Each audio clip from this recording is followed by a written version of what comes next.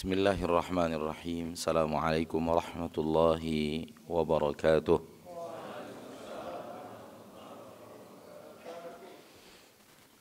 Innal hamdalillah nahmaduhu wa nasta'inuhu wa nastaghfiruh wa na'udzu billahi min shururi anfusina wa min sayyiati a'malina. Man yahdihillah fala mudilla lah wa man yudlil fala hadiya lah. Asyhadu an la ilaha illallah wahdahu la syarika lah wa asyhadu anna Muhammadan abduhu wa rasuluh sallallahu alaihi wa ala alihi wa ashabihi wa man tabi'ahum bi ihsanin ila yaumiddin wa sallama tasliman katsira, amma ba'd. Pertama-tama sekali mari kita bersyukur kepada Allah tabaraka wa taala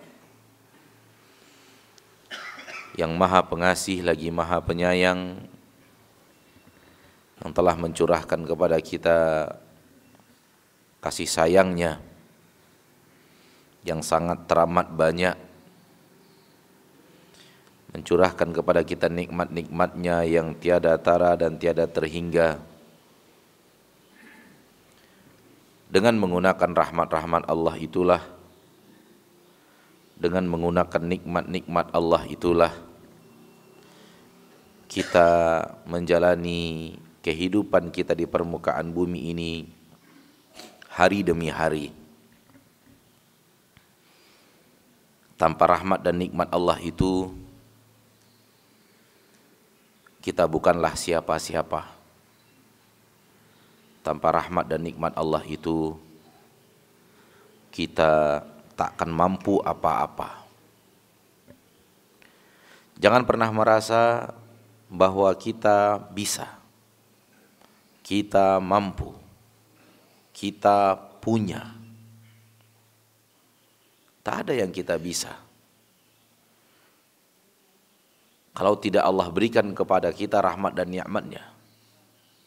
Tak ada yang kita mampu kalau Allah tidak curahkan kepada kita kasih sayang-Nya. Dan tak ada yang kita punya, karena semua hanya punya Allah tabaraka wa ta'ala. Berulang-ulang di dalam Al-Quran Allah mengatakan walillahi ma fis samawati wa ma fil ard. Milik Allah seluruh yang di langit dan seluruh yang di bumi. Lahu mulkus samawati wal ard. Milik Allah seluruh kerajaan langit dan bumi. Pertanda bahwa semuanya milik Allah. Tak ada yang milik kita. Maka rumah kita sekarang itu milik Allah. Kendaraan kita sekarang itu milik Allah. Bahkan anak-anak kita itu milik Allah. Tangan yang kita gunakan milik Allah. Mata yang kita gunakan untuk melihat milik Allah. Tidak ada yang milik kita.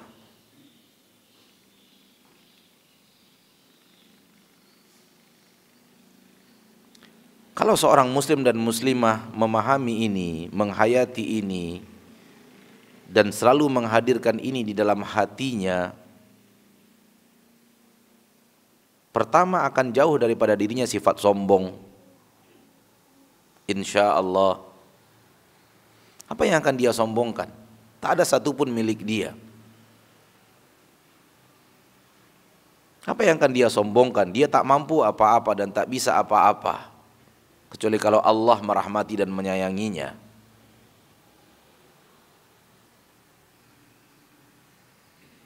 Kesombongan datang manakala manusia merasa bisa.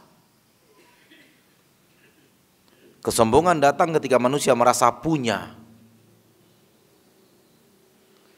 Kalau rasa bisa dan rasa punya itu sudah dibunuh, maka kesombongan akan mati.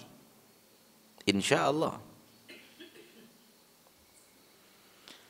Apa yang Anda punya wahai saudaraku, saudariku, hanya amanah yang sedang Allah berikan kepadamu dalam hidup ini.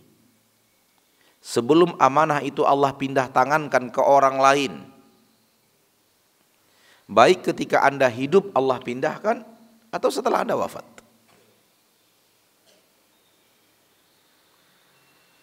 Mobil yang Anda miliki sekarang, amanah Allah. Bukan milik Anda. Allah yang punya. Allah amanahkan dalam hidupmu untuk engkau pakai sebelum Allah pindah tangankan ke orang lain. Baik Allah pindah tangankan ke orang lain dengan gerakkan hati Anda untuk menjualnya, menghibahkannya, mewakafkannya, atau Allah pindah tangankan ke orang lain dengan Allah wafatkan Anda sehingga dijadikan harta waris dan dipakai oleh orang lain, maksudnya selain dirimu, walau yang memakai adalah anak keturunan, tetap saja dia adalah orang selain dirimu.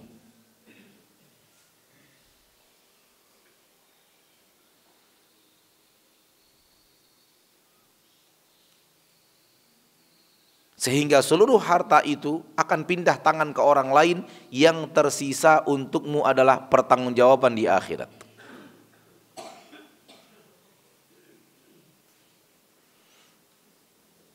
Jadi harta itu pindah di tangan orang lain, sementara engkau harus bertanggung jawab kepada Allah atas harta itu selama dalam amanah Allah Ia berikan itu kepadamu.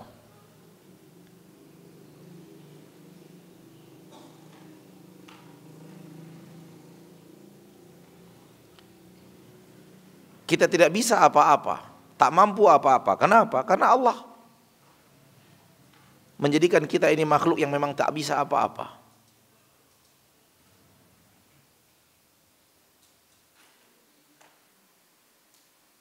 Allah katakan, ya ibadi, kullukum ja'i'un illa man at'amtuh. Wahai hamba-hambaku, semua kalian adalah orang yang lapar, tak punya makanan, kecuali orang-orang yang aku berikan kepadanya makan. Percaya tidak percaya, makan yang kita makan setiap hari itu bukan kita yang punya, bukan kita yang ciptakan. Dia adalah rahmat dan karunia Allah yang sangat teramat besar yang Ia berikan kepada kita setiap hari. Engkau wahai hamba-hambaku, kata Allah, adalah orang yang lapar, tak bisa makan, tak punya makanan, kecuali aku beri makan kepada engkau. Aku berikan itu kepadamu, baru engkau bisa makan. Coba tatap seluruh makanan yang akan kita santap. Walau hidangan makanan itu begitu banyak di sebuah acara besar yang mungkin hidangan sampai belasan meter. Coba cari satu jenis makanan yang bukan ciptaan Allah. Sepotong daging yang bukan ciptaan Allah. Sebutir nasi yang bukan ciptaan Allah. Selembar daun yang bukan ciptaan Allah. Murni hasil karya manusia. Coba cari. Kalau Anda dapatkan, saya datang untuk penggal leher. Berarti untuk sebutir nasi pun Anda tidak akan bisa makan kecuali Allah memberikan itu kepadamu.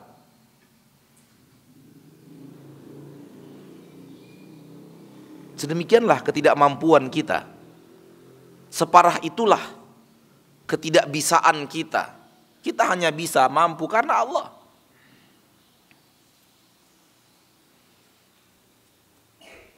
Mungkin di antara kita jamaah yang ada di masjid dakwah ini, rumahnya hanya sekitar 12 meter, 15 meter dari rumah kemari.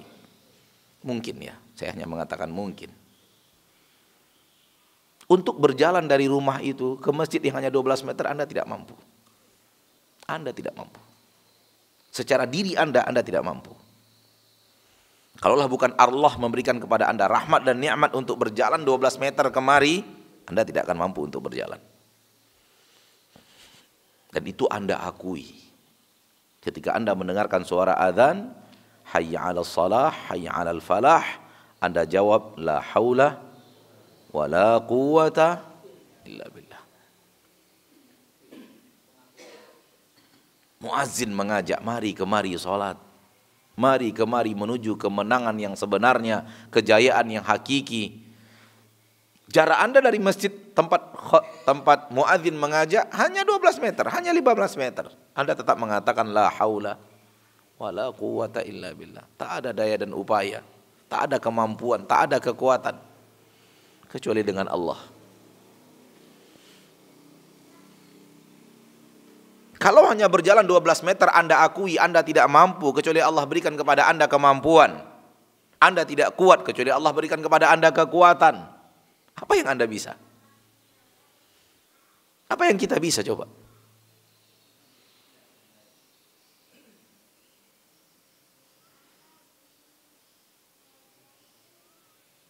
Inilah kita sebenarnya. Yang sudah terlalu lama manusia di zaman kita sekarang ini yang hilang rasa itu.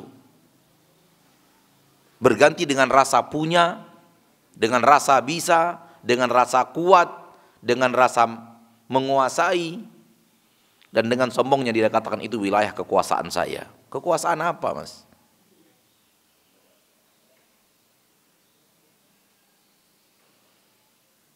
Karenanya di akhirat Allah katakan Anal Malik, saya raja satu-satunya. Aina mulukud dunia, mana raja-raja dunia itu?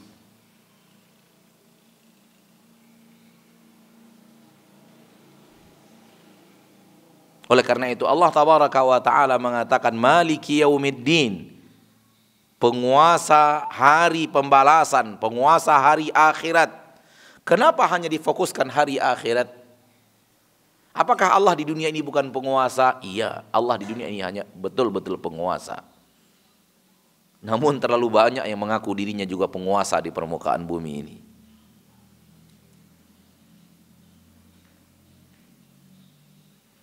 Adapun hari akhirat, tak ada seorang pun yang berani mengatakan saya raja dari makhluk. Tak ada seorang pun yang berani mengatakan saya penguasa, saya pengaturnya, nggak ada yang berani. Kalau di saat tak ada orang yang berani mengatakan saya raja, saya penguasa, Allah mengatakan saya raja dan saya penguasa, itu artinya di negeri yang seperti ini, orang lemah seperti manusia kecil, kerdil seperti kita, berani mengatakan saya penguasa, pasti Allah lebih penguasa lagi. Paham nggak maksudnya? Semoga dimengerti. Di dunia ini, manusia berani mengatakan saya penguasa. Berarti kan dia merasa dirinya bisa menguasai. Begitu di akhirat tak ada seorang pun yang berani mengatakan saya penguasa. Saking benar-benarnya dahsyat hari itu.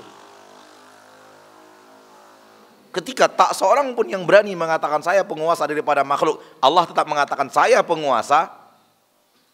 Itu artinya di saat orang berani mengatakan saya penguasa, Allah lebih pasti lagi dialah penguasanya. Ini enteng, di situ rumit, di taat rumit Allah mengatakan saya penguasa, apalagi di saat enteng seperti ini. Semoga dimengerti. Kalau dia penguasa akhirat, pasti dia penguasa dunia. Karena dia penguasa di saat semua penguasa tidak berani lagi mengatakan saya penguasa. Apalagi di saat mereka berani mengatakan saya penguasa, pasti dia penguasanya.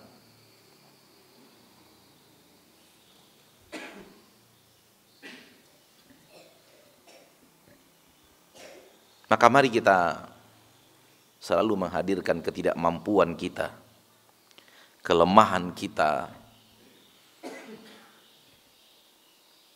Makhluk ini diciptakan oleh Allah lemah. Kata para ilmuwan, saya juga nggak tahu ilmuwan itu ngomong jujur apa tidak. Tapi karena dia pakai alat dan dia membuat praktek atau percobaan lapangan,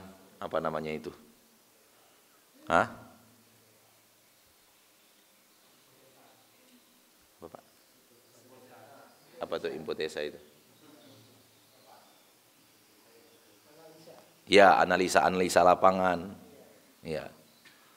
Percobaan ini dilihat apa namanya itu.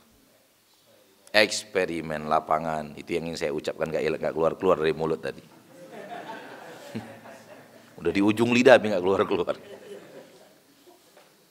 Kata para ilmuwan, karena mereka yang eksperimen lapangan, kita enggak punya waktu untuk itu.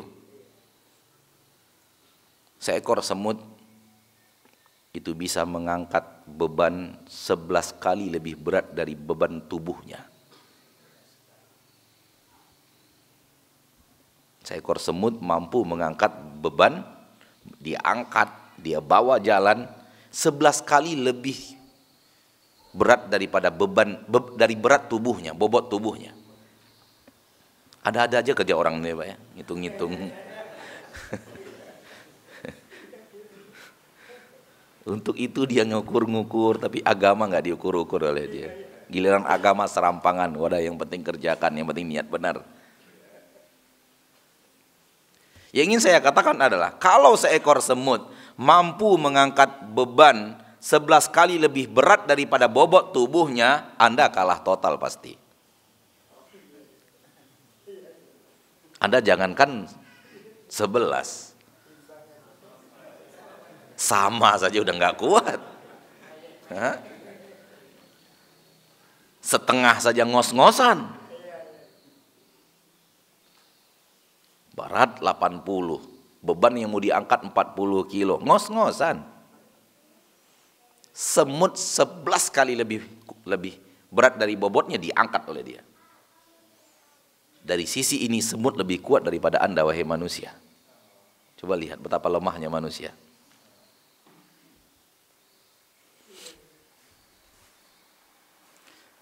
Bicara berenang, antum tak akan pernah menang dengan ikan sekecil apapun.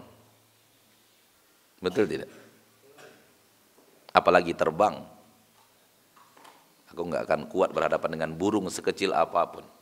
Walau dia adalah seekor burung masjid.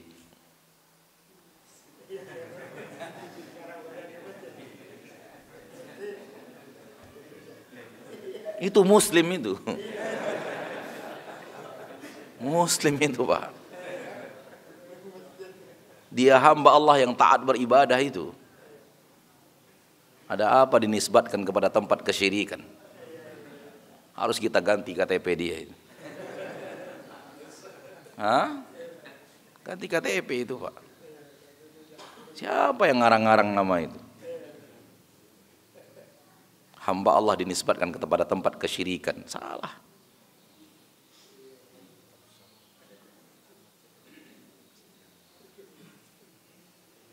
Nggak akan sanggup kita terbang melawan burung sekecil apapun. Mau berlari lawan kucing kalah.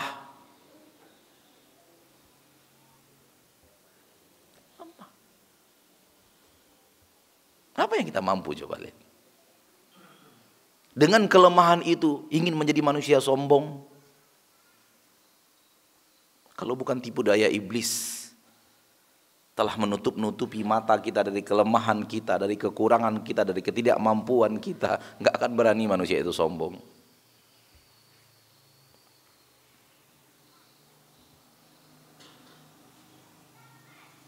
Allah mengatakan di dalam Al-Quran surah An-Nisa, wa khuliqal insanu dha'ifa. Manusia diciptakan oleh Allah lemah. Ngomong-ngomong sampai jam berapa ini kajian kita ini, Pak?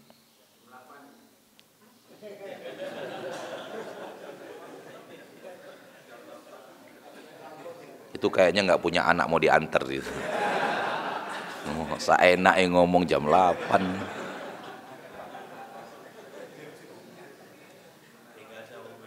Hah? Iya, Pak. Jam 7. Masih cukup waktu untuk ngantar-ngantar anak jam 7 ya. Saya sampai jam 10 nggak siap.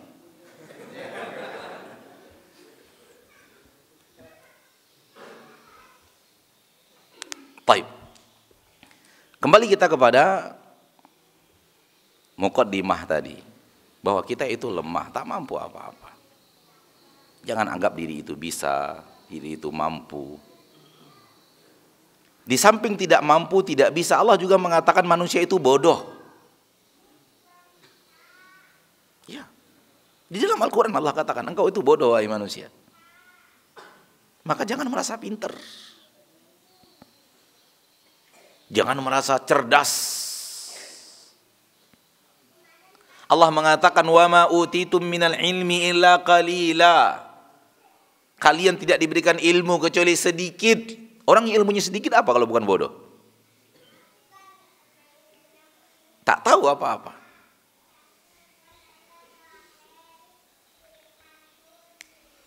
Hanya manusia saja yang salah lihat. Dia merasa dirinya hebat, dia merasa dirinya tahu, dia merasa dirinya sudah serba mengerti. Mengerti apa? Allah mengatakan kalian dapat ilmu cuma sedikit. Allah sudah ciptakan yang namanya jantung. Dari Nabi Adam hidup sudah Allah ciptakan yang namanya jantung. Dengan segala sains dan teknologi canggih yang ada di dalam jantung itu. Faham? Dengan segala cara kerja jantung yang serba sempurna, serba hebat. Dari zaman Nabi Adam, ketika Nabi Adam pertama Allah ciptakan, sudah Allah ciptakan jantung itu. Dan jantung yang diciptakan Allah dari Nabi Adam, dari zaman Nabi Adam alaihissalam, itu dipelajari manusia sampai sekarang ilmunya belum kelar.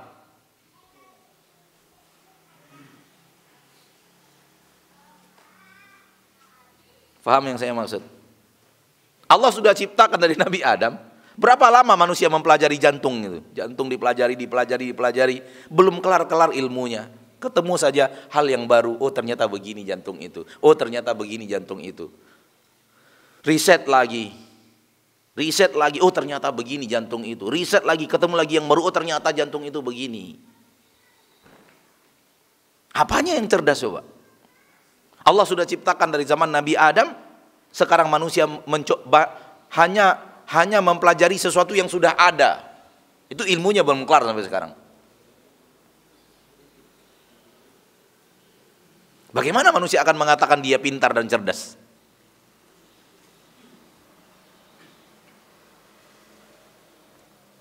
Jazakallah khair. Apa iki? Oh.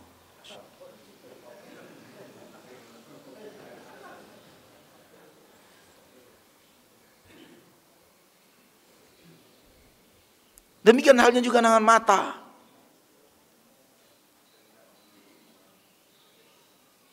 Apalagi otak.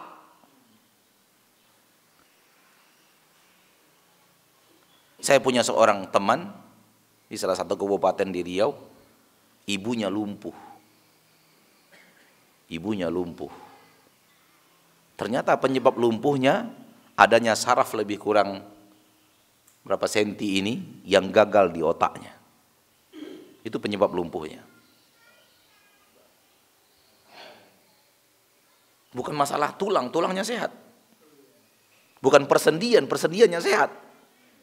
Tapi ada sesuatu di otaknya, jarak sekian senti kata para ilmuwan, para dokter yang menangani, itu yang sudah mati, membuat saraf di kaki tak bisa berfungsi.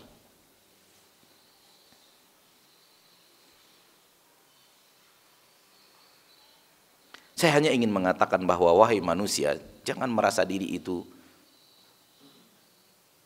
cerdas, pinter. Kita itu tak mampu apa-apa. Kita itu tak bisa apa-apa, kita tidak tahu apa-apa. Yang tahu itu Allah. Berulang-ulang di dalam Al-Quran Allah mengatakan, wallahu ya'lamu wa antum la ta'lamun. Allah tahu, kalian tidak tahu. Di dalam ayat ini Allah katakan, boleh jadi kalian melihat suatu itu adalah kebaikan untuk kalian, padahal dia keburukan untuk kalian. Dan boleh jadi sesuatu kalian anggap keburukan untuk kalian, padahal dia adalah kebaikan untuk kalian. Kenapa? Wallahu ya'lamu wa antum la ta'lamun. Allah tahu, kalian tidak tahu. Sehingga yang kalian baik untuk diri kalian ternyata buruk.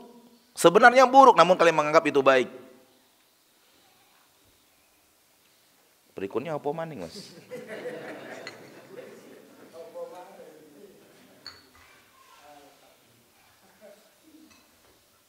Berikutnya apa bahasa Jawanya, Pak? Berikutnya apa bahasa Jawanya? Oh. Kalau maning salah. Apa maning salah?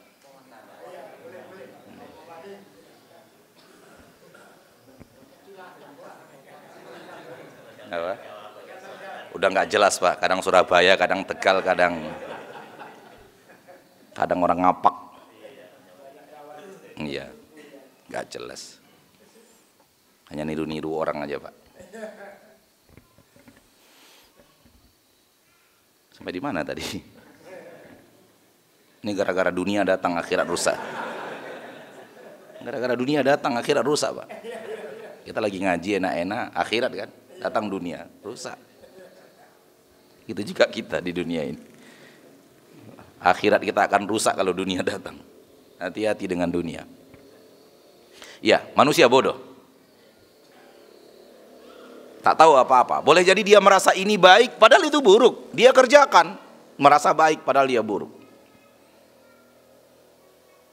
Merasa ini buruk, dia tinggalkan, padahal itu baik. Kenapa? Karena kalian tidak tahu, kata Allah. Kalian tidak berilmu. Allah yang tahu, Allah yang berilmu. Kalimat kalian tidak berilmu itu kalimat sopan. Kalau kalimat kasarnya kamu itu bodoh. Tidak berilmu apa kalau bukan bodoh, Pak? Hah? Goblok.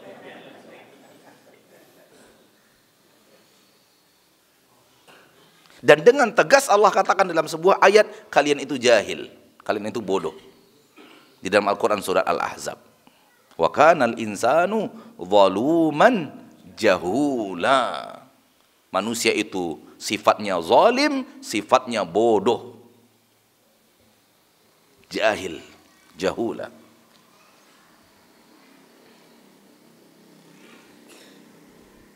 Seorang manusia yang sadar dirinya bodoh, dia akan sandarkan urusannya kepada yang maha tahu.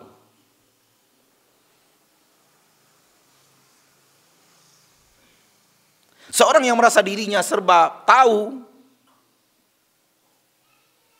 dia tidak merasa tidak butuh kepada yang maha tahu. Sehingga dia berbuat semau dia, yang dia anggap baik dia kerjakan, yang dia buruk dia kerjakan, akhirnya beraneka ragam mara bahaya terwujud dalam hidupnya. Kenapa? Yang dia anggap baik ternyata buruk, yang dia anggap buruk ternyata baik.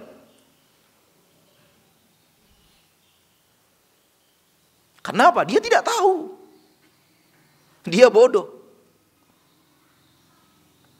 Kalau diri kita merasa bodoh, kita perlu Allah, kita membutuhkan Allah yang maha tahu.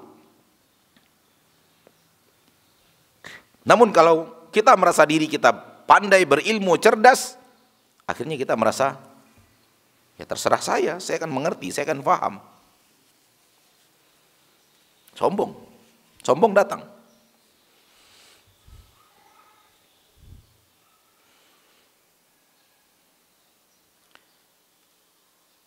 Percaya tidak percaya, kita manusia ini hidup, kita ini tak punya kemampuan untuk tidur. Anda jangan pernah mengira Anda itu orang yang bisa tidur. Tidur itu bukan kemampuan dirimu, wahai muslim, wahai muslimah. Anda mampu tidur? Mampu nggak tidur? Mampu. Coba sekarang di sini tidur. Coba sekarang di sini rebahan tidur.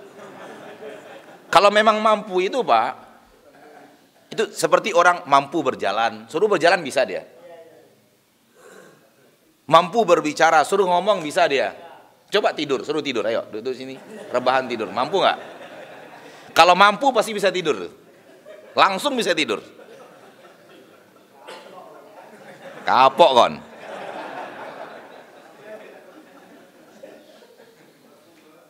Hah? Langsung golek, langsung tidur, ya bisa nggak? Bisa. Apa yang bisa dikerjakan manusia? Siap-siap untuk tidur. Hanya siap-siap untuk tidur. Dia rebahan, matikan lampu, sejukkan ruangan. Siap-siap untuk tidur. Apakah dia tidur atau tidak tidur bukan kuasanya dia. Tergantung Allah, kalau kasih tidur, tidur. Allah tidak kasih tidur, nggak bisa tidur. Bukan kemampuan kita tidur itu. Minum kemampuan kita nih, kita ambil kemampuan. Berjalan kemampuan. Berbicara kemampuan, tidur enggak? Oleh karena itu, berapa seringnya kita ingin tidur, nggak bisa tidur. Kenapa? Karena Allah sedang memberikan kepada kita, sedang tidak memberikan kepada kita nikmat tidur. Dan betapa seringnya kita tidak mau tidur, ketiduran. Khusus Jumat.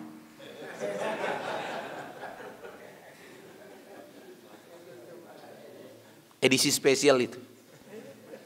Gak mau manusia-manusia yang pada dasarnya gak mau tidur. Dia pergi Jumat, mau dengar khutbah Jumat. Mau sholat. Gak mau tidur dia ke masjid. Ketiduran.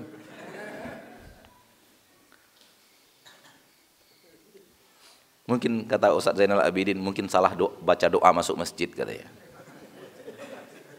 Begitu doa mau masjid, baca doanya bismikallahumma amutu wa ahya. Tidur kafe.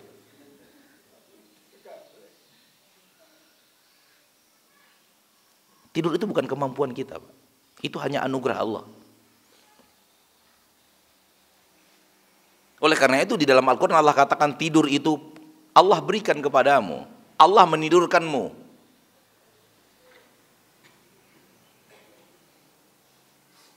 Wa huwal ladzi yatawaffakum bil-lail. Allah yang mewafatkan kalian di malam hari. Mewafatkan di sini maknanya menidurkan kalian. Allah yang menidurkan kalian di malam hari. Allah yang menidurkan kalian. Bukan kita yang mampu untuk tidur. Itu murni rahmat Allah. Bukan kemampuan kita. Karena tidur itu bukan sesuatu yang kita ambil dari saku baju, kita letakkan di mata, langsung kita tidur. Enggak.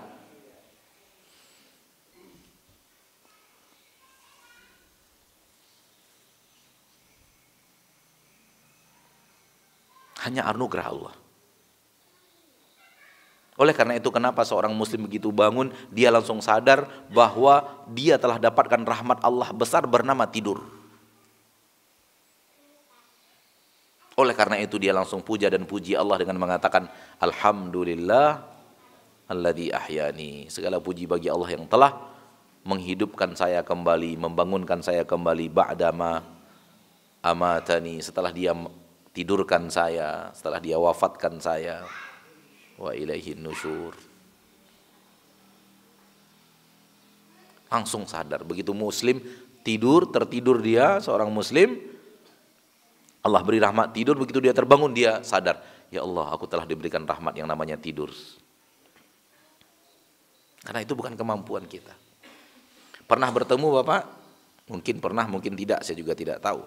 Pernah bertemu dengan orang yang tidak bisa tidur? Pernah bertemu? Lihat bagaimana menderitanya dia.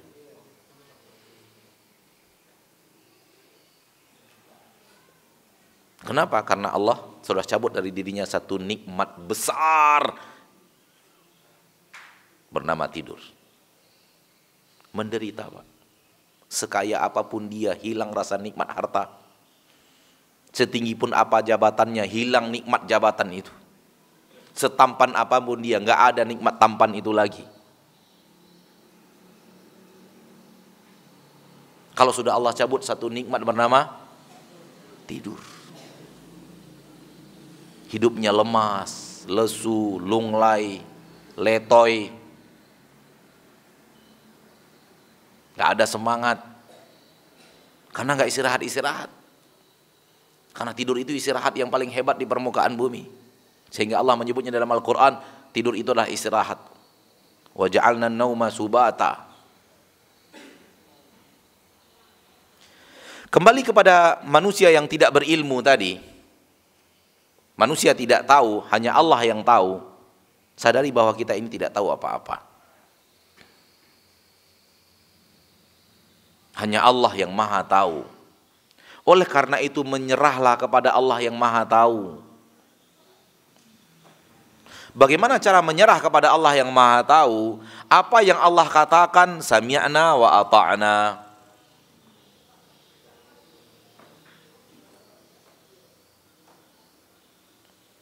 Dan Allah mengatakan sesuatu kepada kita melalui dua cara. Pertama, Allah turunkan firman-firman-Nya bernama Al-Quran. Oleh karena itu kita harus kepada Al-Quran mengatakan sami'na wa ata'na. Ya Allah, Engkau Maha Tahu, saya tidak tahu. Ketika Engkau katakan, yang Engkau katakan pasti benar. Yang Engkau katakan pasti tidak keliru. Kebenaran mutlak 100% apa yang dikatakan Allah di dalam Al-Quran.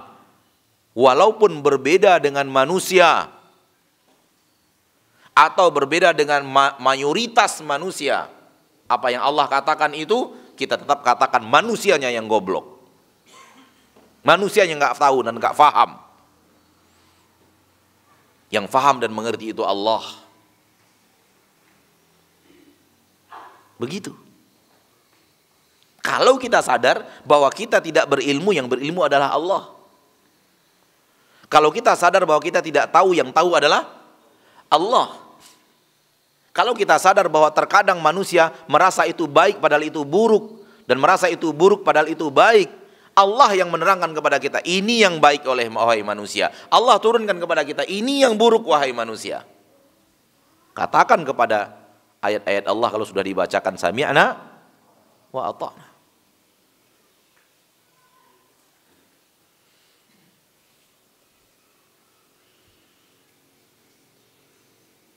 Begitu caranya. Bukan kemudian, itu tidak benar.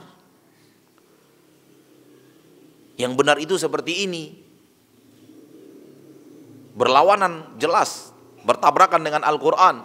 Lalu berani dia mengatakan yang dia lakukan bertabrakan dengan Al-Quran itu yang benar. Dan apa yang ada di dalam Al-Quran itu sudah tidak zamannya. Itu hanya zaman Nabi Muhammad. Al-Quran tidak diturunkan untuk zaman Nabi Muhammad saja, Mas. Al-Quran diturunkan untuk dunia sampai kiamat.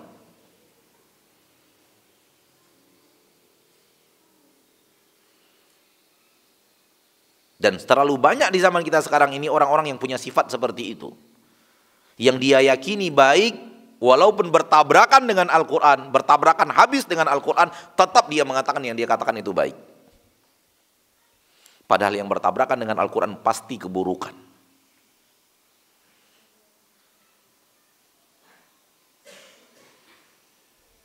Tapi manusia merasa dirinya berilmu, merasa dirinya pinter.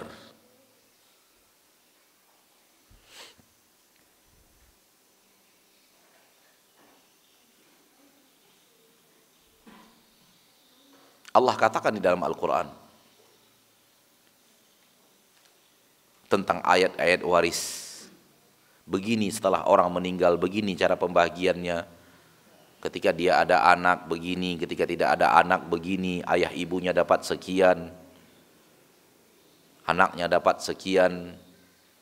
Kalau anak-anak tidak ada berarti kepada saudara pembagiannya sekian. Betapa banyaknya orang zaman sekarang, itu nggak penting. Yang penting apa yang biasa kita lakukan di daerah kita, bernama adat istiadat. Ada atau tidak? Di sini ada atau tidak? Ada juga. Banyak atau sedikit? Oh banyak. Semoga diberikan hidayah oleh Allah. Sudah jelas-jelas bertabrakan dengan Al-Quran. Al-Quran tidak seperti itu membaginya. Kita bagi, lalu kita katakan terserah saya, itu harta saya. Harta kamu yang mana? Itu harta Allah semuanya.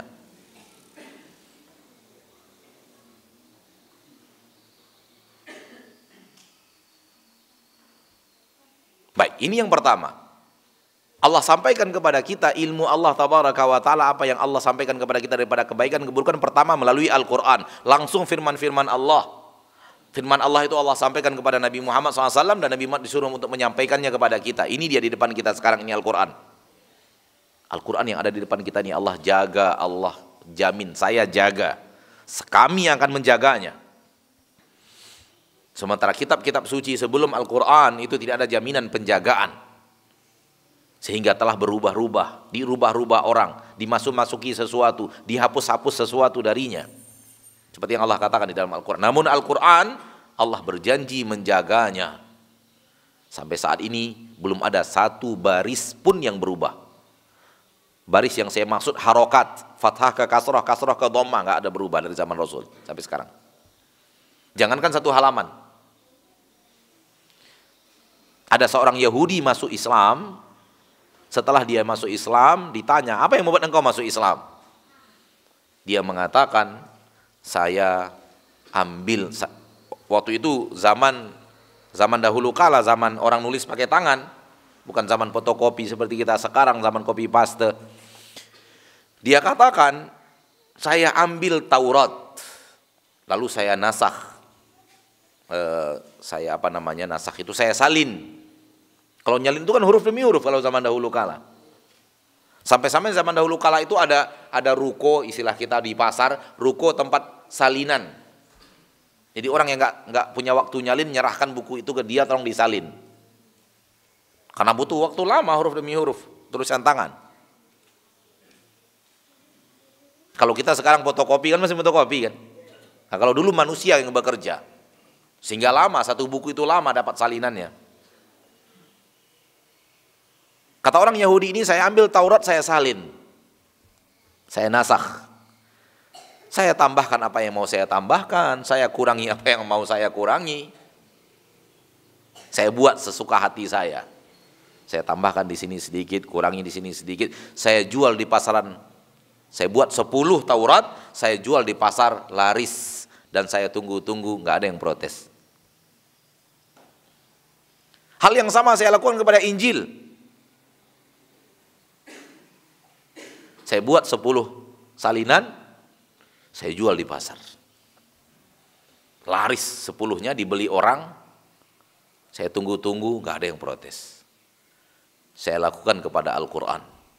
Saya buat Al-Quran, saya salin Al-Quran, saya tambahkan yang mau saya tambahkan, saya kurangi yang mau saya kurangi, saya jual di pasar, laris. Namun 10-10-nya kembali. Dan saya dicaci maki. Saya dimarah-marahi oleh orang Islam. Di situ saya tahu bahwa dia adalah agama yang benar. Lalu dia masuk agama Islam. Ini dijaga oleh Allah Al-Quran ini. Ya. Jadi kalau ada orang yang mengatakan Al-Quran sudah dirubah-rubah orang, itu dusta. Pernah suatu hari saya sedang ngetes calon murid. Dan salah satu ngetes calon murid itu pegang Al-Quran baca. Dan kita lihat kemampuan dia membaca Al-Quran. Halaman berapa Ustaz? Terserah kamu halamannya halaman apa saja, terserah. Mau halaman yang mana saja, maka dia buka, terserah dia lalu dia baca. Ketika si murid ini membaca salah satu harokat, harusnya sukun, dia baca fathah. Harusnya dia baca idza. Dia baca fathah. Saya katakan, lihat lagi.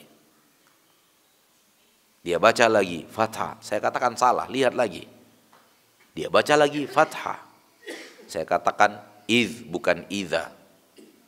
Dia katakan di sini idza Ustaz. Coba lihat Al-Qur'annya. Saya lihat, oh iya, idza di situ. Berarti salah apa? Salah cetakannya, salah pabriknya. Artinya, satu sukun saja kita tahu itu salah. Lihat penjagaan Allah yang luar biasa terhadap Al-Quran. Sukun berubah menjadi fathah. Satu aja, satu harokat. Satu baris di sini disebut baris, satu harokat. Saya takut disebut baris, kita satu baris pula lagi. Harokat. Ya udah, harokat. Lihat penjagaan Allah yang luar biasa terhadap Al-Quran.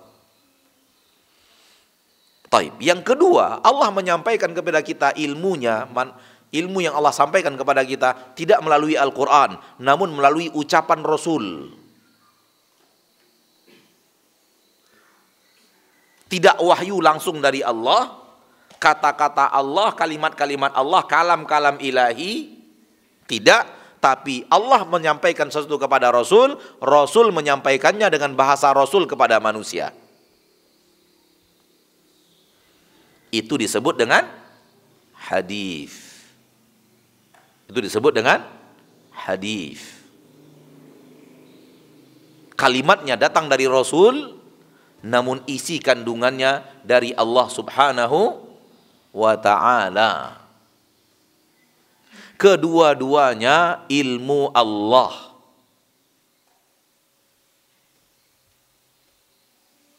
Faham yang saya maksud? Datang dari Allah kepada kita untuk kita ketahui, untuk kita jadikan panduan, untuk kita jadikan acuan hidup. Mana yang benar, mana yang salah, mana yang halal, mana yang haram, mana yang baik, mana yang buruk.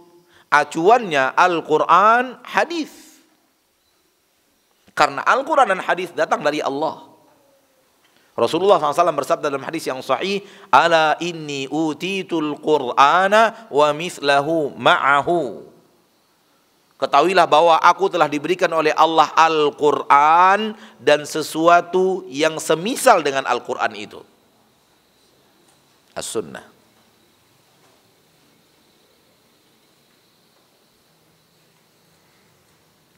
Maka tuntunan kita, panduan hidup kita sebagai seorang muslim dan muslimah adalah satu Al-Quran, satunya hadis. Dua.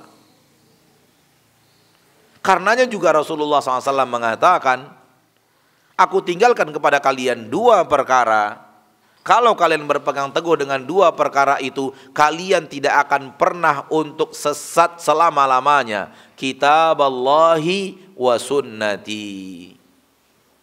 Kitabullah, Al-Quran, dan sunnahku yaitu hadis. Kalian kalau berpegang teguh dengan Al-Quran dan hadis ini, kalian tidak akan pernah tersesat untuk selama-lamanya. Kenapa? Karena datang dari Allah yang Maha Tahu. Datang dari Allah yang tidak pernah salah. Datang dari Allah yang tidak akan pernah keliru. Sehingga kita menakar baik dan buruk itu bukan kepada ilmu kita, bukan kepada perasaan kita, bukan kepada adat istiadat kita, bukan kepada nilai hasil pendidikan kita, tidak kepada kecerdasan dan pengalaman hidup kita. Tidak. Karena kalau dikembalikan kepada itu, mengembalikannya kepada kebodohan. Namun dikembalikan kepada Allah, dikembalikan kepada Rasulullah, karena Allah menurunkan itu, dan Allah Maha Tahu, dan Allah mustahil salah. Di dalam Al-Quran Allah katakan dalam ayat yang sangat tegas, "Walaisa dzakaru kal untha." Laki-laki itu tak sama dengan wanita. Tegas di dalam Al-Quran. Walaisa dzakaru kal untha. Laki-laki itu tidak sama dengan wanita. Coba zaman kita sekarang disamakan enggak? Emansipasi wanita. Apa yang menjadi kebolehan bagi laki-laki, wanita juga harus boleh melakukannya. Harus sama, harus sejajar. Gender tidak boleh dibeda-bedakan. Gender tidak boleh di nomor satu kan, ini nomor dua kan, nggak boleh. Harus setara laki-laki dan perempuan. Allah sudah kontan-kontan di dalam Al-Quran. Tegas-tegas di dalam Al-Quran mengatakan, walaisa dzakaru kal untha. Laki-laki itu nggak sama dengan perempuan. Orang sekarang ingin menyamakan laki-laki dengan perempuan. Lihat kerusakannya di permukaan bumi coba. Laki main bola, perempuan main bola. Laki bertinju, perempuan pun bertinju.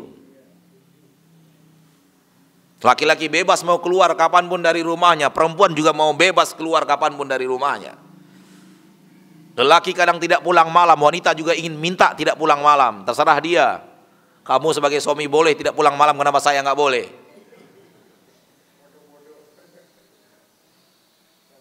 Sehingga wanita sekarang itu nuntut apapun yang boleh untuk laki-laki, boleh untuk perempuan, karena sama-sama disetarakan. Gender itu harus sama. Tak boleh ada dibeda-bedakan. Percaya tidak percaya ini sekarang ajakan dunia. Ajakan dunia. Wanita dan laki-laki tidak boleh dibedakan, harus disamakan. Bagaimana menyamakannya? Nggak ada yang sama, laki-laki dan perempuan itu nggak ada yang sama. Coba apa yang sama coba? Jalannya antara laki-laki wanita nggak sama. Postur tubuhnya nggak sama. Suaranya nggak sama.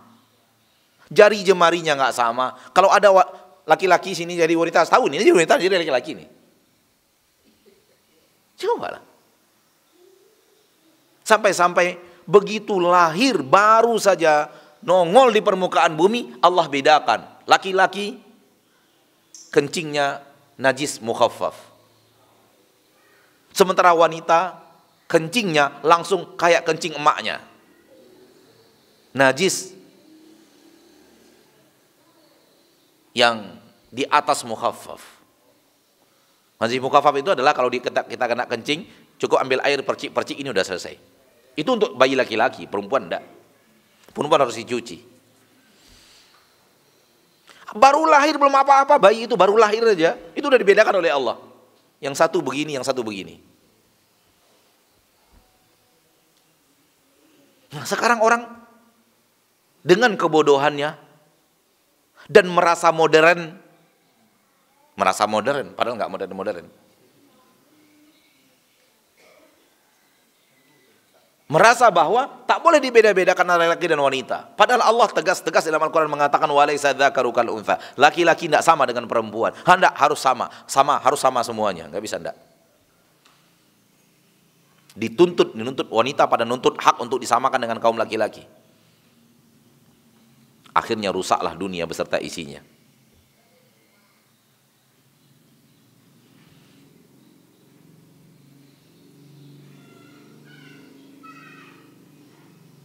Ar-rijalu qawwamuna 'alan nisa bima faddalallahu ba'dahum 'ala ba'd.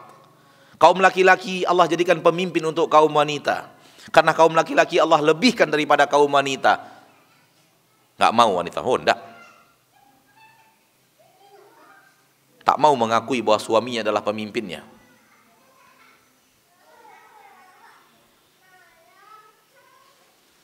Tak mau memberikan kepemimpinan rumah tangga kepada suami. Padahal yang menjadikan suami pemimpin di rumah tangga itu Allah.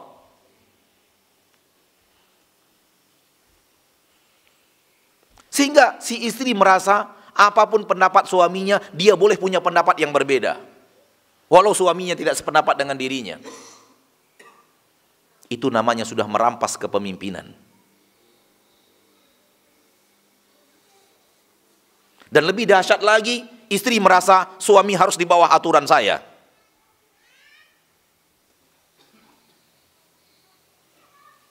Suami pendapatnya begini, pendapat saya begini, pendapat saya yang harus dikerjakan. Ada yang seperti itu? Banyak juga. Di sini ada?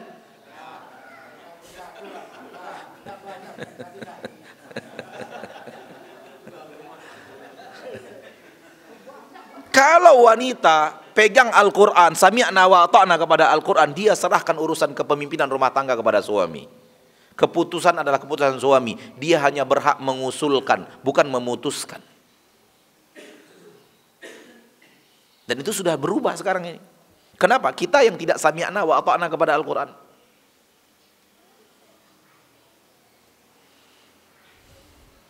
Sehingga tidak jarang sekarang ini suami-suami yang dia adalah di bawah aturan istrinya. Harusnya terbalik. Istri-istri yang di bawah aturan suami.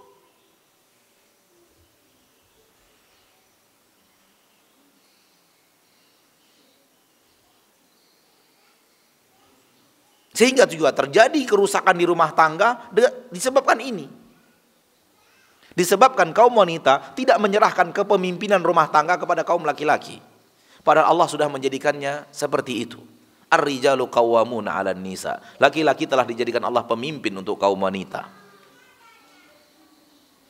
Akhirnya rusak rumah tangga. Dan alangkah banyaknya rumah tangga yang rusak gara-gara itu. Disebabkan itu. Kenapa? Karena manusia merasa ini yang benar menurut dia. Padahal itu baru menurut dia. Boleh jadi menurut dia yang benar, ternyata salah.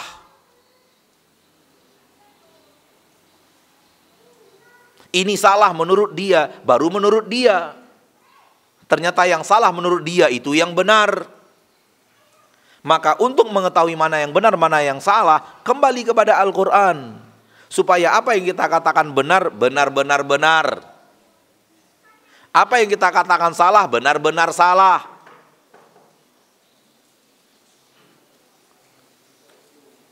Bisakah kita melakukan itu agar yang kita katakan benar, benar-benar benar? Paham ya? Dan apa yang kita katakan salah, benar-benar salah? Bisa. Dengan cara apa? Sami'na wa ata'na kepada Al-Quran.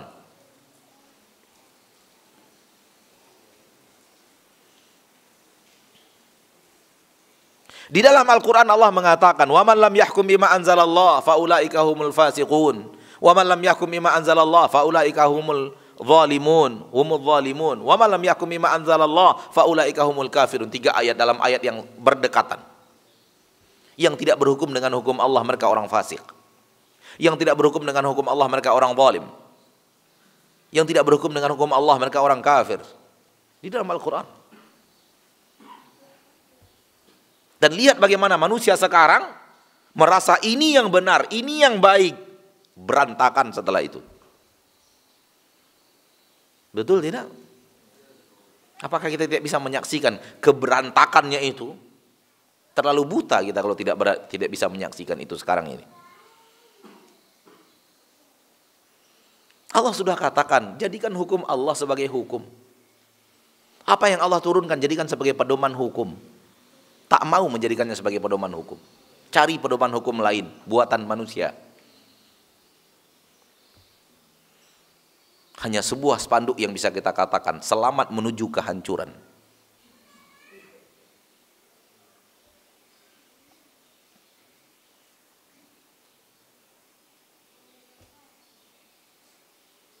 Tak mau sami'na wa ata'na, tak mau berpegang teguh kepada panduan yang datang dari Allah, merasa diri pandai, merasa diri hebat, merasa diri bisa, merasa diri lebih tahu, merasa diri lebih cerdas, berpendidikan, yang merumuskannya para ilmuwan-ilmuwan, ahli-ahli hukum. Ahli hukum apa? Ahli hukum apa yang akan bisa berhadapan dengan hukum Allah? Ahli ilmu apa yang bisa berhadapan dengan ilmu Allah? Gak ada. Karena yang tadi juga tidak sadar siapa diri. Tidak tahu bahwa dia tidak tahu.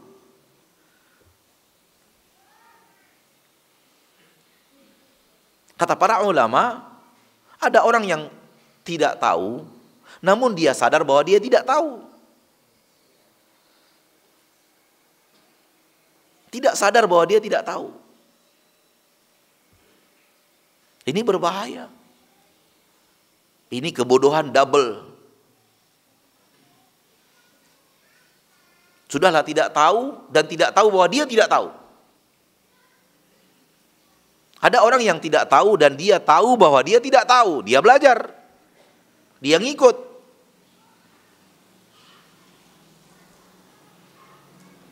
Demikian juga dengan hadis sunnah Nabi SAW. Hal yang sama, sunnah itu bukan karangan Nabi. Memang keluarnya dari lisan Nabi, keluarnya dari amalan Nabi, pekerjaan Nabi, namun perintah Allah semuanya. Semuanya perintah Allah. Allah yang perintahkan untuk diucapkan, Allah yang perintahkan untuk dikerjakan, Allah yang perintahkan untuk ditinggalkan. Allah berfirman tentang Nabi SAW dalam awal surat An-Najm, "Wa ma yantiqu 'anil hawa in huwa illa wahyu yuha." Nabi itu, Rasul itu tidak pernah berbicara melalui hawa nafsunya. Semua yang dia bicarakan wahyu yang diwahyukan kepadanya. Jadi kalau sudah Nabi yang berbicara, Nabi yang berbuat, kita katakan sami'na wa ata'na. Kalau kita sadar bahwa kita tidak tahu. Namun kalau kita masih ngeyel merasa kita tahu, sami'na wa ata'na ini takkan terwujud. Kalau ataupun terwujud tipis, kalau ataupun terwujud pilih-pilih. Yang ini saya mau sami'na wa ata'na. Yang ini wah enggak bisa nih sami'na wa ata'na. Yang ini saya mau sami'na wa ata'na. Akhirnya bukan sami'na wa ata'na, dia hanya mengikuti hawa nafsunya. Karena apa yang sesuai dengan Al-Qur'an, apa yang ada dalam Al-Quran dan Sunnah sesuai dengan hawa nafsunya, dia ikuti. Apa yang tidak sesuai dengan Al-Quran, dalam Al-Quran dan Sunnah tidak sesuai dengan hawa nafsunya, dia tidak mau ikuti. Yang dia ikuti ya bukan Al-Quran dan Sunnah. Walaupun ada yang dia ikuti, sebenarnya patokan dia mengikuti itu bukan Al-Quran dan Sunnah. Patokan dia mengikuti itu hawa nafsunya. Cocok dengan hawa nafsunya diikuti, tak cocok dengan hawa nafsunya dia tinggal. Orang yang mengatakan sami'na wa ata'na kepada Al-Quran dan Sunnah adalah apapun yang Allah katakan, apapun yang Rasul katakan, dia ikut.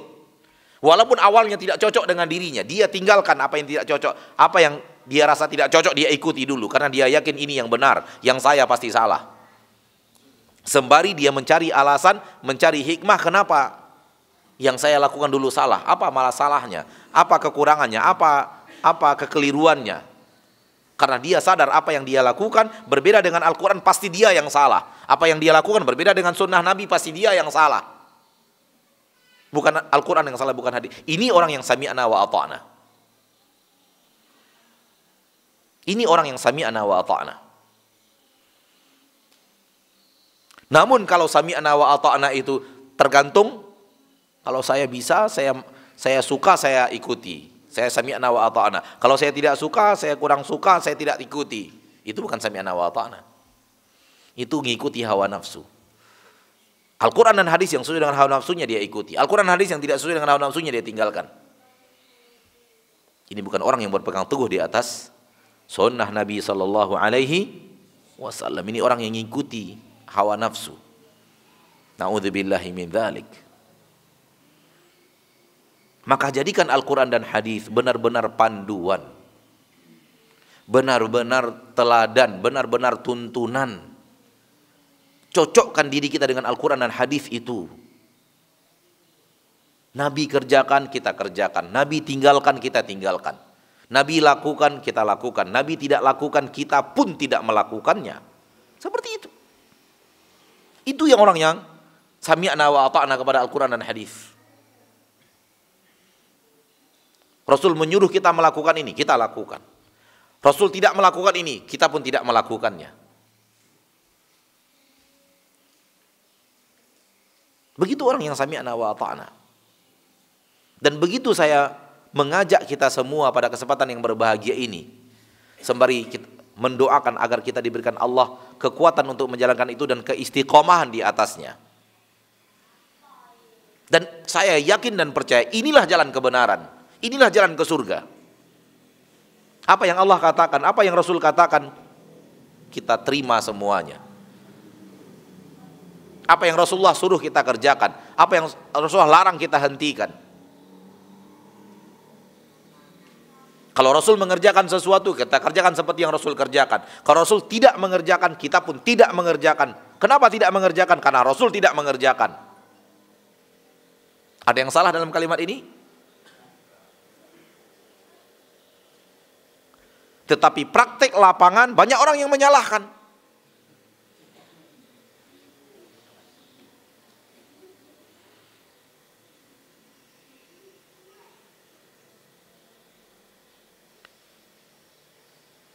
Apa yang Rasul perintahkan dikerjakan, apa yang Rasul larang ditinggalkan.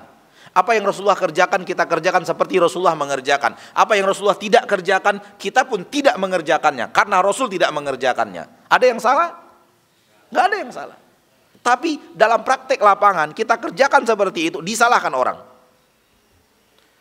Kenapa sampean nggak ikut? Ya karena Rasul tidak mengerjakan. Allah sampean so alim. Penjenengan ya apa nggak hadir? Ya saya nggak bisa karena memang Rasul tidak pernah mengerjakan itu. Wahabi. Dari mana coba datang Wahabinya coba? Kenapa kamu nggak ikut acara ini? Ya acara itu Rasul nggak kerjakan. Saya tahu dari ustadz-ustadz Rasul nggak ngerjakan. Karena Rasul tidak ngerjakan, saya pun nggak ngerjakannya. Allah sok suci. Kayak mau kamu aja masuk surga. Dan kalimat-kalimat yang aneka ragam yang sangat banyak yang kita temukan. Perkataan orang terhadap orang-orang yang berusaha untuk mengikuti Rasulullah SAW apa adanya. Berpegang teguh di atas sunnah, ikuti Rasul apa adanya. Seperti yang diperintahkan dikerjakan. Seperti yang dilarang ditinggalkan. Yang dikerjakan dilakukan seperti yang dikerjakan. Kalau Rasul belok kanan, dia belok kanan. Rasul belok kiri, dia belok kiri. Rasul maju, dia maju. Rasul berhenti, dia berhenti. Ada yang lebih baik dari itu? Nggak ada yang lebih baik daripada itu. Rasul kita belok kanan, namanya pengikut. Belok kanan kita. Rasul belok kiri, namanya ngikut. Belok kiri kita. Rasul berhenti, tak melakukan, namanya pengikut. Berhenti kita juga tidak melakukan. Rasul jalan, artinya mengerjakan, maka jalan juga kita. Karena Rasul kita berjalan, kita ikut berjalan mengikuti Rasul. Ini namanya ngikut. Namun kalau Rasul berhenti kita jalan, ngikut apa namanya? Gak ngikut itu namanya, Pak. Rasul berhenti, gak ngerjakan, lalu kita jalan. Itu namanya gak ngikut. Dalam alam kita saja, dalam alam keseharian kita mengakui itu tidak ngikut namanya. Kalau berhenti, yang diikuti berhenti ya kita berhenti. Contoh, kita gak tahu jalan, ada orang penunjuk jalan, apa yang kita lakukan? Ngikut. Apa yang kita lakukan dengan ngikut itu? Ya tadi, dia jalan kita jalan, dia berhenti kita berhenti, dia belok kanan kita belok kanan, dia belok kiri kita belok kiri. Itu namanya ngikut. Seperti saya ke tempat ini, ngikut, Pak. Ada panitia yang membawa ke sini karena saya tidak tahu jalannya, ngikut berarti. Nah, lakukan hal yang sama kalau Anda kepada Rasul.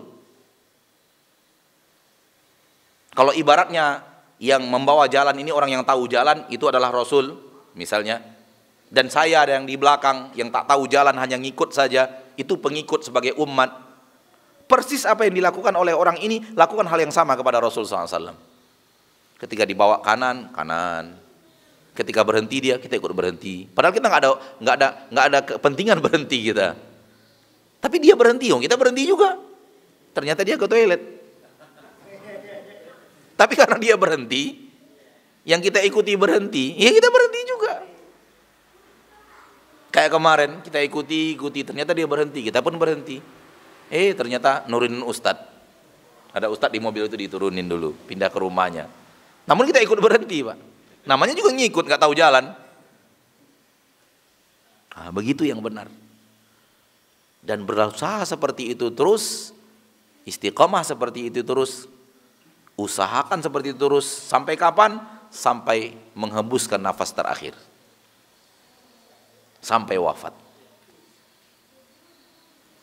Semoga Allah berikan pada kita kekuatan, kemudahan, kesabaran untuk melakukan semua itu. Nggak gampang. Ngomongnya gampang, prakteknya nggak semudah yang dibicarakan. Kata Nabi SAW, orang yang berpegang teguh di atas sunnahku di akhir zaman bagaikan orang menggenggam bara api. Panas. Yang tidak sabar pergi. Yang tidak sabar melepaskan sunnah. Semoga bermanfaat apa yang kita sampaikan pada kesempatan yang berbahagia ini. Kalau ada pertanyaan, satu atau dua pertanyaan menjelang kita tutup, kita persilahkan.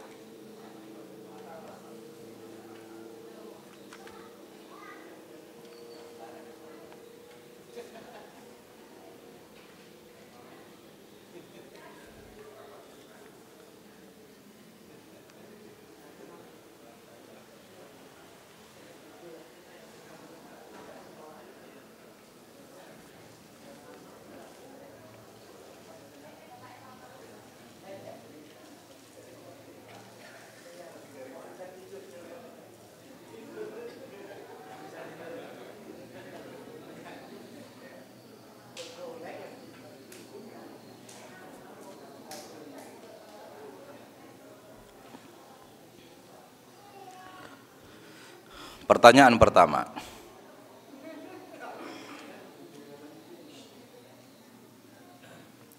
apakah jika kita melakukan sesuatu yang Nabi tidak lakukan sallallahu alaihi wasallam, apakah itu termasuk bid'ah? Terus bagaimana dengan cerita Nabi sallallahu alaihi wasallam mendengarkan suara trompa Bilal di dalam surga? Lalu Nabi berkata, "Wahai Bilal, amalan apa yang engkau lakukan?" "Aku mendengar langkah terompahmu di surga." Bilal menjawab, "Saya sholat setelah berwudu." Apakah amalan itu boleh kita lakukan atau hanya mencontoh Bilal saja?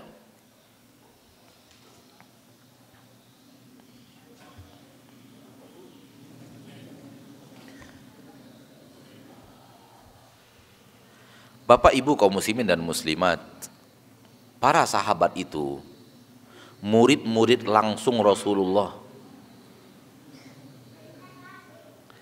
Mereka ketika belajar dengan Rasulullah, belajar langsung, temu muka. Dan mereka tidak hanya belajarnya ketika bertemu di dalam kelas saja. Fahami, kelas di sini maksudnya adalah masjid. Tapi kehidupan keseharian Rasulullah mereka saksikan.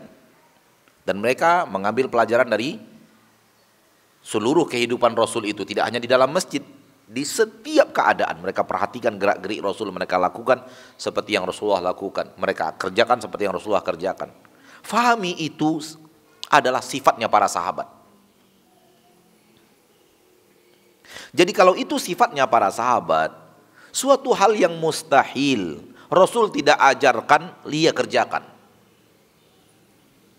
Hal yang mustahil. Karena sifat seluruh para sahabat itu taat dan patuh.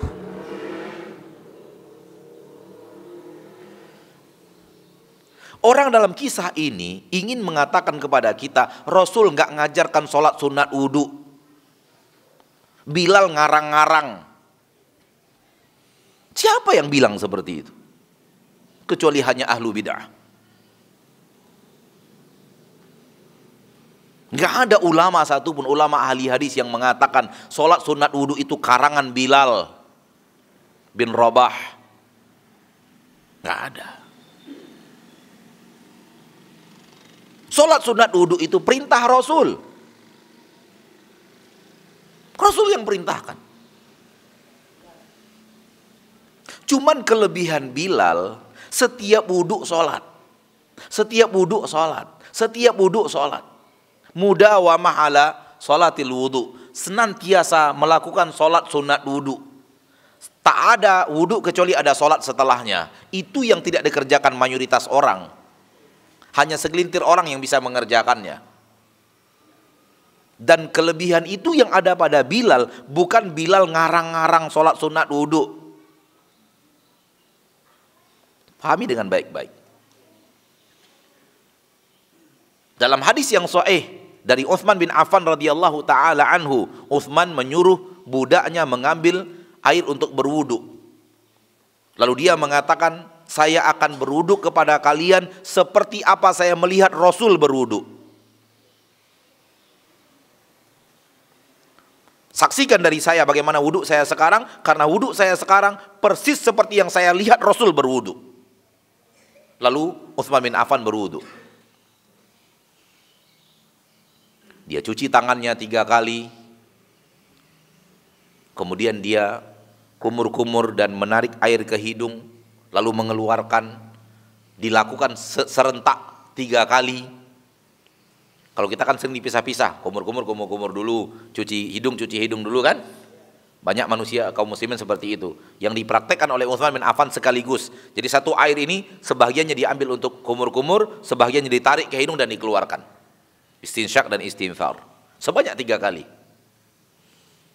Kemudian beliau mencuci tangan kanannya sebanyak 3 kali.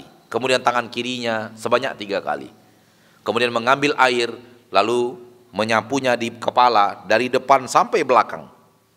Ditarik lagi ke depan. Langsung ke telinga. 1 kali. Kemudian beliau mencuci kaki kanannya 3 kali, lalu mencuci kaki kirinya 3 kali. Yang lain semua dilakukan 3 kali, 3 kali. Giliran bagian kepala disapu ke bagian belakang, ditarik ke depan, langsung ke telinga. Hanya 1 kali. Lalu Utsman radhiyallahu anhu mengatakan, saya melihat Rasul berwuduk seperti ini. Setelah itu beliau berkata, barang siapa yang berwuduk seperti wudukku ini, lalu dia sholat 2 rakaat, maka akan diampunkan dosanya. Apa? Sholat apa itu yang 2 rakaat itu? Sholat wudhu. Aku mendengar Rasul mengatakan, barang siapa yang berwuduk seperti wudukku ini, lalu setelah itu dia sholat 2 rakaat, akan diampuni dosanya. Jadi jangan kira bahwa sholat sunat wudhu itu karya Bilal. Gak benar itu yang dikatakan orang itu karya Bilal. Para sahabat itu orang yang patuh dan taat. Kelebihan Bilal apa? Kelebihan Bilal tak ada wudhu kecuali setelahnya sholat. Mudawamah alal wudhu. Dan itu tidak dilakukan kecuali hanya segelintir orang. Gak mungkin seorang Bilal ngarang-ngarang sholat.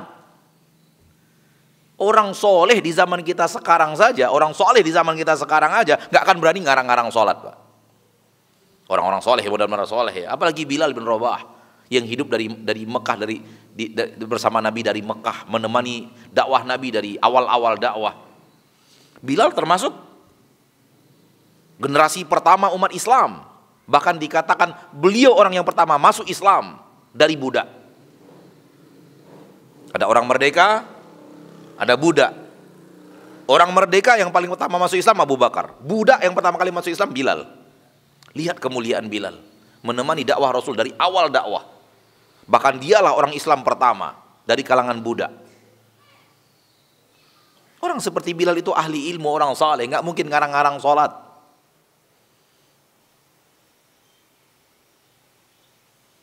Jadi tidak benar bahwa sholat sunat wudhu itu adalah karya Bilal. Apa yang Bilal lakukan? Yang Bilal lakukan setiap wudhu dia sholat, setiap wudhu dia sholat, setiap wudhu dia sholat. Tak ada yang namanya wudhu kecuali dia sholat. Itu yang tidak dikerjakan kecuali oleh segelintir manusia. Dan Rasul mengakui, membenarkan, mengesahkan. Kalau seandainya tidak sah, maka Nabi akan mengatakan, betul Bilal, saya mengajarkan sholat sunat wudhu, tapi nggak boleh bermudawamah seperti ini, nggak boleh. Rasul akan katakan itu.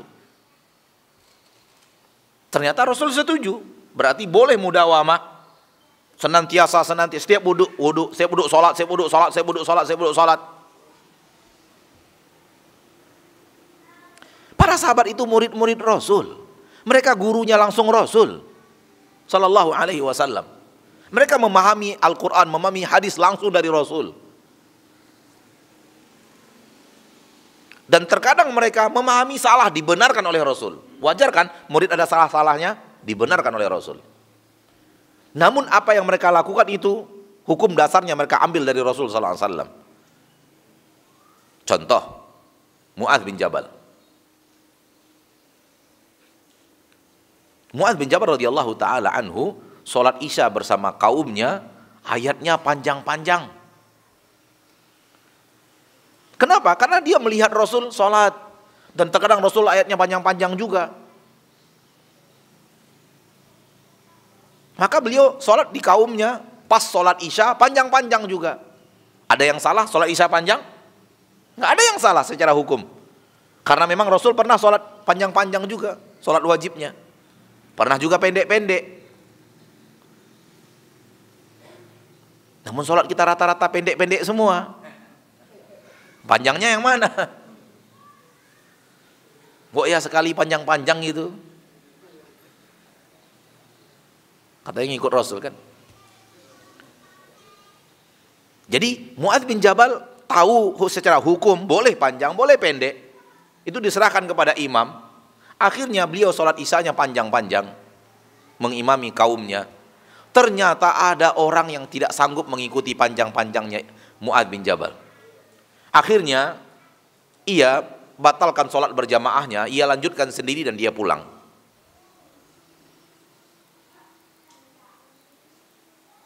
secara hukum syariat ada yang salah dari yang dilakukan oleh Mu'adz?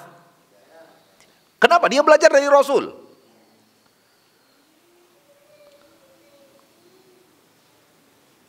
Tapi ternyata itu salah. Sehingga Mu'adz bin Jabal ditegur oleh Rasul kita tercinta Muhammad SAW. Kata Rasulullah SAW kepada Mu'adz, afattanun anta ya Mu'adz? Apakah engkau manusia memberikan fitnah kepada manusia wahai Mu'adz? Kalau kalian sholat menjadi imam, perhatikan makmum kalian. Boleh jadi makmum kalian ada orang yang lemah, orang yang sakit, orang yang punya hajat. Dan barang siapa di antara kalian yang sholat, hendaklah dia meringankan untuk makmumnya. Kalau dia sholat memimpin sholat, hendaklah dia ringankan makmumnya. Kalau dia ingin sholat sendiri, sholatlah sepanjang yang dia mau. Coba ditegur oleh Nabi SAW Mu'adz bin Jabal. Ternyata Mu'adz kurang cek dan recheck siapa makmumnya. Rasul ketika memanjangkan, Rasul sudah takar siapa yang ada di belakang ini semuanya. Rasul kalau sholat, walaupun menghadap ke depan, Allah pertontonkan kepada Rasul apa yang terjadi di belakang saf sholat. Kata Nabi SAW, aku melihat kalian walaupun dari belakang aku. Gimana caranya? Hanya Rasul yang tahu. Dan itu bukan hal yang sulit bagi Allah untuk menunjukkan kepada Rasul bagaimana keadaan saf para sahabat di belakang walau Rasul melihat depan.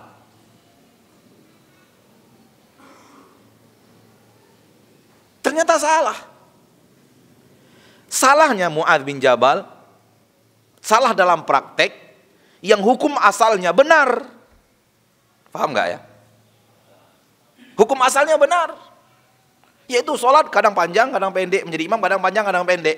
Ternyata ada sedikit kekeliruan, ditegur, disalahkan oleh Nabi. Dan apa yang dilakukan oleh Bilal, yaitu mudawamah, dibenarkan oleh Nabi.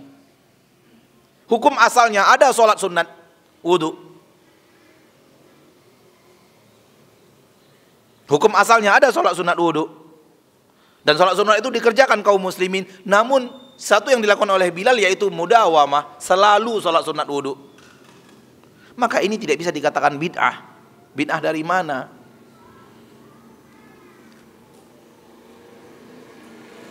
Dan orang yang punya argumentasi seperti ini karena rajin nonton YouTube. Dapatnya di YouTube itu. Kalau orang biasa yang jarang belajar ilmu agama di pesantren gak akan tahu ini argumentasi seperti ini. Tapi biasanya karena rajin nonton YouTube. Karena di YouTube itu disuguhkan yang benar dan yang salah. Dan ini termasuk yang salah yang disuguhkan di YouTube itu. Berargumentasi bolehnya bid'ah dengan sholat sunat wudunya Bilal. La haula wa la quwata illa billah. Dan mereka yang menyebarkannya untuk membolehkan bid'ah bertanggung jawab di hadapan Allah di akhirat. Karena bid'ah itu dilarang oleh Nabi. Nabi yang melarangnya, bukan ustaz. Wa iyyakum wa muhdatsatil umur fa inna kulla muhdatsatin bid'ah wa kulla bid'atin dhalalah wa kulla dhalalatin finnar. Jauhi oleh kalian, jauhi kalimatnya, jauhi oleh kalian hal-hal yang baru. Semua hal yang baru itu bid'ah, semua bid'ah itu sesat dan semua sesat itu di neraka. Nabi yang katakan, bukan ustaz. Sabda Rasul. Kembali kepada materi kita tadi. Kalau sudah Rasul yang mengatakan, apa kita katakan? Sami'na wa ata'na. Nah,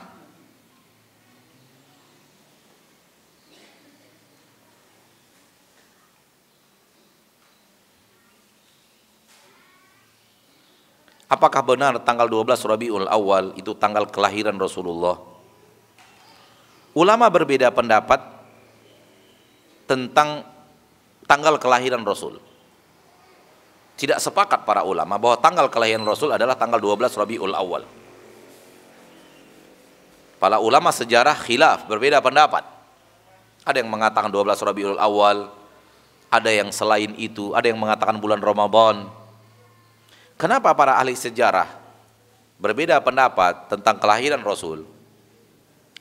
Karena ketika Rasul lahir, orang tidak tahu yang lahir itu manusia agung. manusia termulia di permukaan bumi.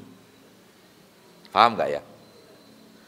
Ketika beliau dilahirkan oleh ibunya Aminah, orang Mekah tidak tahu. Dan Aminah pun bukan penguasa penting Mekah. Beliau adalah seorang janda, ibu Rasul kita tercinta. Beliau seorang janda yang suaminya sudah meninggal, dan suaminya itu dari suku yang terhormat, memang suku yang terhormat, yaitu suku Quraisy. Namun bukan pemimpin juga. Abdullah bin Abdul Muttalib, ayah Rasul kita tercinta, bukan pemimpin Mekah.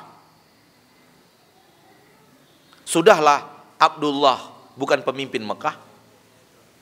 Istrinya Aminah janda. Setelah itu Aminah bukan orang Quraisy. Bukan orang Quraisy Aminah. Ibunya Rasul kita bukan berasal dari kota Mekah, berasalnya dari kota Madinah.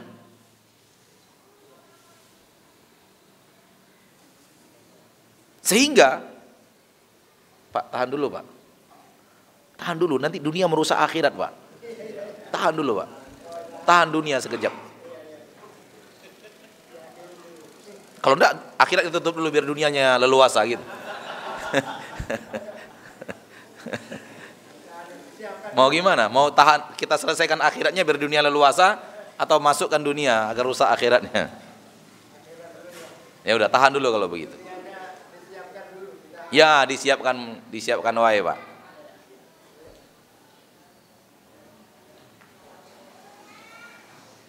Udah lapar kayaknya nih jamaah nih. Udah, satu pertanyaan ini aja udah. Habis itu kita tutup. Ya. Ustadz kalau lagi ceramah, makanan datang itu perintah berhenti. Sama dengan orang lagi makan dikasih kobokan. Orang lagi makan, terlihat di piringnya sudah hampir habis, mungkin dia mau nambah kan. Namun sama tuan rumah dikasih kobokan. Apa arti kobokan itu? Memang nggak ngomong dia. Sama dengan ini, makanan dihidangkan di saat usang lagi ceramah ini kayak begini. Itu bahasa isyarat, Ustadz udahlah kelamaan, kami udah lapar gitu loh. Baik, satu pertanyaan ini aja udah selesai insya Allah. Sabar sedikit. Jadi lahirnya Nabi Muhammad SAW itu bukan lahirnya anak seorang penguasa. Dari seorang janda berasal dari keturunannya, asalnya dari Madinah, bukan orang Mekah sendiri. Kemudian suami sudah wafat, Abdullah. Memang suami berasal dari suku terhormat bernama suku Bani Hashim. Namun beliau juga bukan pemimpin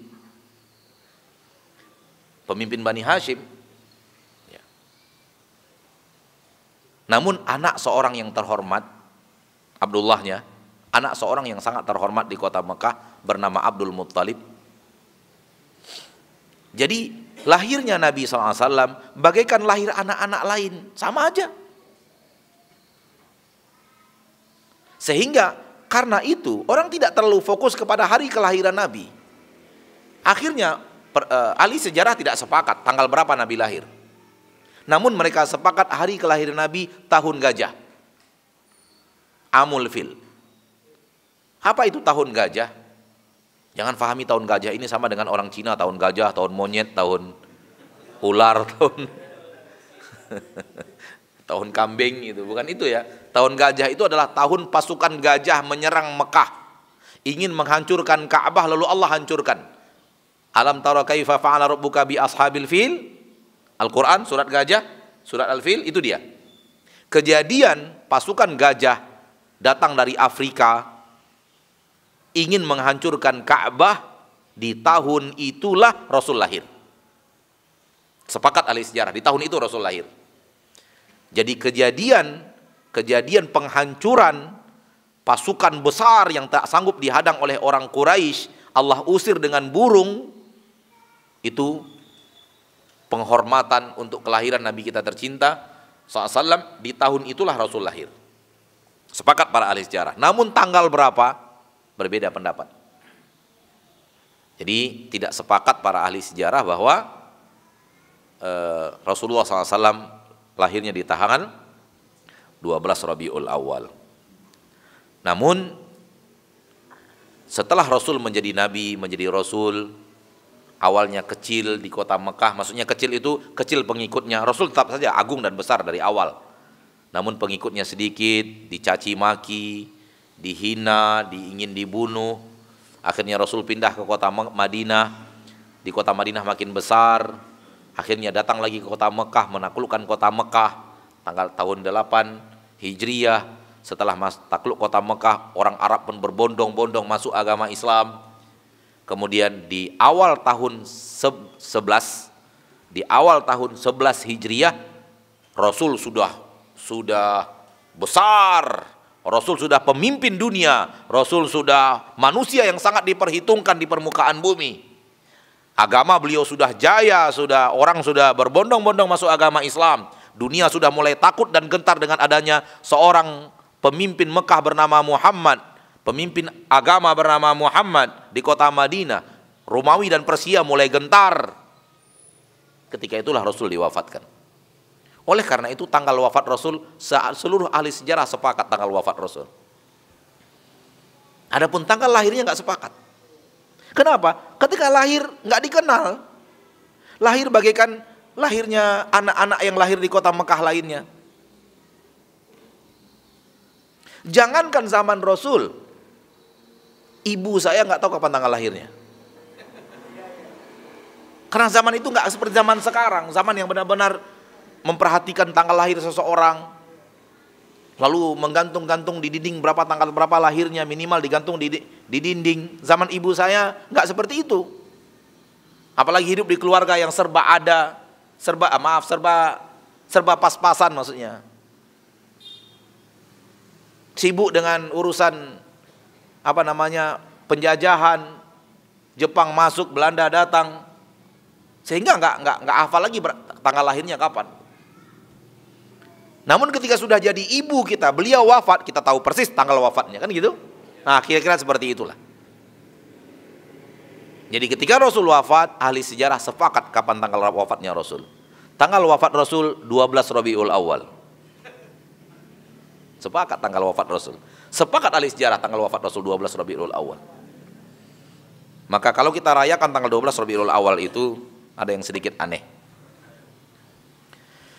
Baik, sampai di sini pertemuan kita pada kesempatan yang berbahagia ini, dan semoga Allah Tabaraka wa Ta'ala berikan kepada kita kekuatan, kesabaran untuk mengikuti sunnah Rasul itu, dan semoga Allah memberikan kepada kita taufik untuk berjalan menyatakan kalau sudah ayat Al-Quran yang dibacakan kepada kita, sami'na wa ata'na. Menyatakan kalau sudah dari Rasul dikatakan kepada kita, sami'na. Amin ya rabbal alamin. Semoga Allah wafatkan kita seperti itu, dan Allah kumpulkan kita di akhirat bersama Rasul kita tercinta Muhammad sallallahu alaihi wasallam. Subhanakallahumma wa bihamdika asyhadu an la ilaha illa anta astaghfiruka wa atubu ilaik. Assalamualaikum warahmatullahi wabarakatuh.